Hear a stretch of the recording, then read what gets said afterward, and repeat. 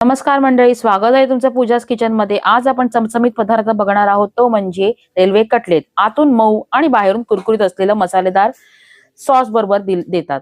आपण आता बघूया कृती। पॅन मध्ये तेल घेतलं आहे, त्याच्यामध्ये आपण टाकत आहोत हिंग, मग नंतर जिरं, आणि चांगलं जिरं आपलं तडतडलं की त्याच्यामध्ये टाकणार आहोत आपण धुवून घेतलेले ओले मटार।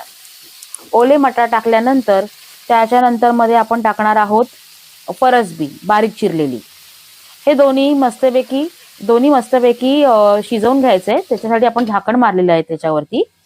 शिजल्यानंतर आपण त्याच्यात टाकत आहोत आलं लसूण पेस्ट, मग त्याच्यानंतर टाकायचं आहे हळद, नंतर टाकणार आहोत आपण चिली फ्लेक्स, त्यानंतर काळी मिरी पावडर, मग टाकणार आहोत आपला घरचा मसाला, त्यानंतर टाकणार आहोत मीठ, चवीप्रमाणे मीठ टाकूया। आणि आता आपण हे चांगलं व्यवस्थित मिक्स करून घेऊया। थोडीशी कोथिंबीर पण टाकायची आहे त्याच्यात,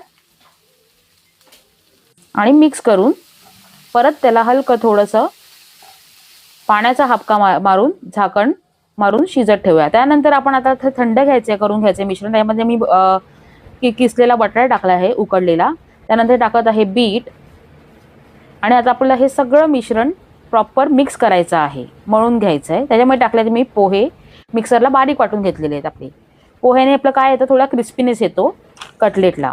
आता हे मिक्स करून झाल्यानंतर आपण छोटे छोटे त्याच्यात टिकी करायचे आहेत, आणि मग आपण मस्तपैकी शॅलो फ्राय करतोय। आता आपण हे दोन्ही साईडनी चांगले खमंग भाजून घ्यायचे आहेत। रवा लावून आपण हे मस्तपैकी त्याला शॅलो फ्राय केलेत, आणि आपल्या टिकी तयार आहेत। तर प्लीज नक्की सांगा तुम्हाला कशी ही रेसिपी